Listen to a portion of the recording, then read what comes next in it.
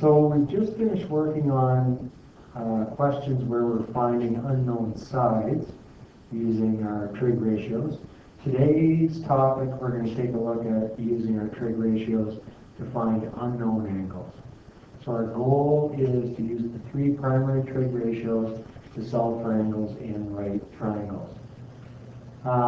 So we've been using our sine, cos, and tan buttons on our calculators with our work yesterday.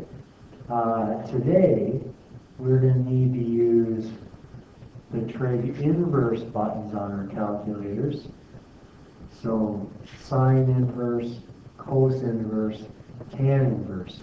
So if you look above your sine, cos, and tan buttons on your calculator, so we've got our sine, cos, and tan buttons on our calculator. If you look above those, that's where the inverse buttons are. And we use these buttons when we know the ratio or the decimal and we're trying to find the angle. So it's like we're working backwards. So let's do this first example here. Determine the angle in each equation, round to the nearest degree. So here's a situation where we don't know the angle. We're trying to find theta, but we do know the decimal, or the ratio, in this case the decimal, that it's equal to. So just like we do when we're solving any equation, if I want to get that variable, that theta by itself, I have to move this sign to the other side. And the opposite of sine is sine inverse. So that is what I need to find theta. I have to do sine inverse of that decimal. So again, it depends on your calculator, and it's important that you figure out how your calculator works for these calculations. First of all, we need to make sure that our calculator is in degrees. Thank goodness I remember it, because we know I've had problems with this before. I change mine to degrees here. And now I need to do sine inverse. So on my calculator, I have to put the sine inverse in first. And then I put my decimal in. So decimal 0, decimal 4537. And I'll hit enter. Oh, let's try that again. So sine inverse 0.4537. Don't want to forget the 7. And enter. And if I round that to the nearest degree, I'm going to get theta equals 27 degrees. In my next one, you notice that I don't have a decimal, I've got a fraction.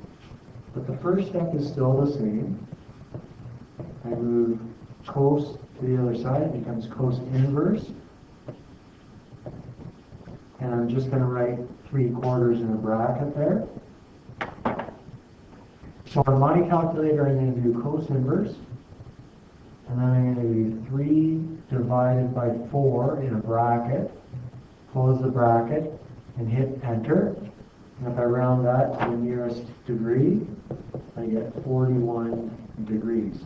Now, for those of you who have to do the numbers first and then the cos inverse, on your calculator, you're going to want to hit 3 divided by 4, hit your equals button, and then hit your cos inverse button. So yeah, take an opportunity to check that out on your calculator to make sure that, that you know how to use your calculator to get the answer. And then my last one here, I'm going to do tan, I'll move this guy out of the way, tan inverse 7/12. And so when I do that, tan inverse 7 divided by 12. Enter. If I round that to the nearest degree, I get 30 degrees for my theta. So that's how the inverse buttons work on your calculator to find those. And now we're actually going to look at some examples where we actually use our trig ratios to find missing angles. And you can only do that as long as you know two sides. Let's see how that looks in example 2 here.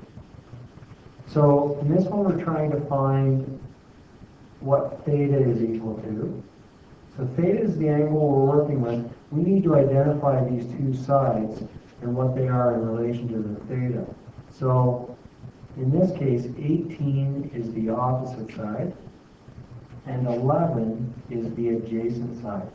So if I'm using opposite and adjacent, we always want to remember our TOA, so we know which trig ratio to use.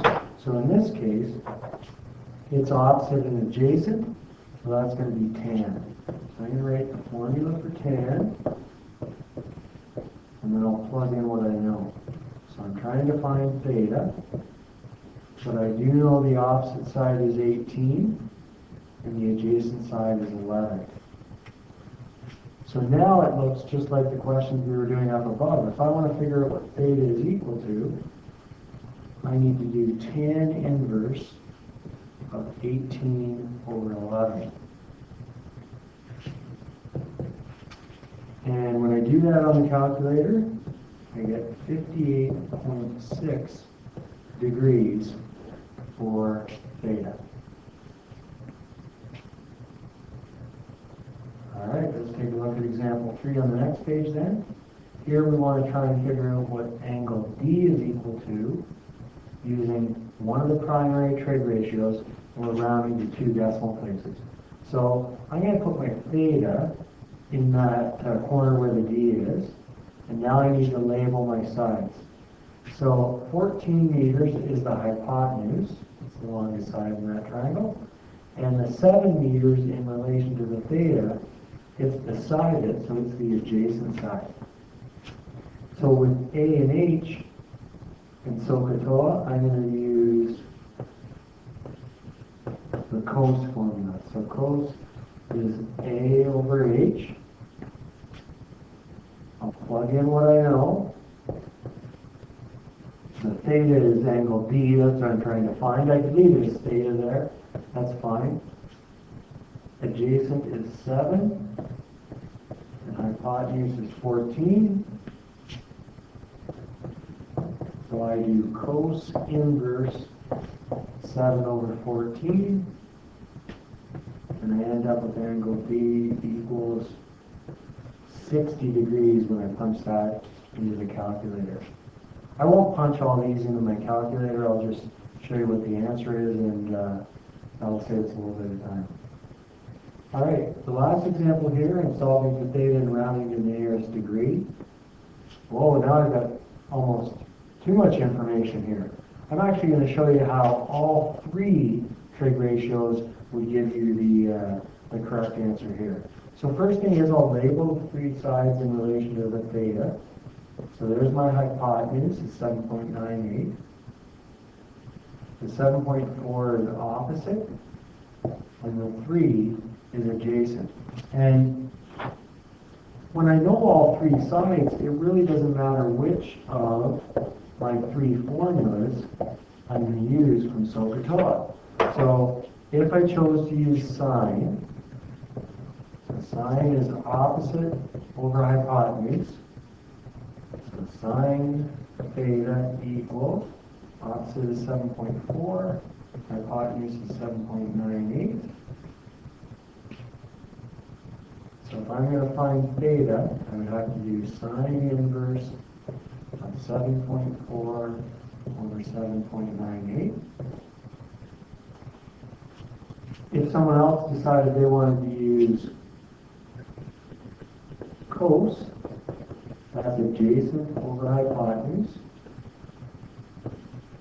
The adjacent side is 3, the hypotenuse is 7.98. So if we chose to use cos, we would have to do cos inverse of 3 over 7.98. And if someone else chose to use tan, it's going to look like that. I'll plug in my sides there. Opposite is 7.4. Adjacent is 3. So for that one, I would have to do tan inverse of 7.4 over 3. And in all three of these cases, I'm rounding it to the nearest degree, I would end up with an answer of 68 degrees in all three of these cases. So sometimes you have to use a particular formula when you're doing these questions because you're only given two sides, and so you're limited as to what formula you choose. But in this case, when we know all the sides, we can use any of these formulas. So you'll have an opportunity to practice this tomorrow in class. Thank you. We'll see you tomorrow.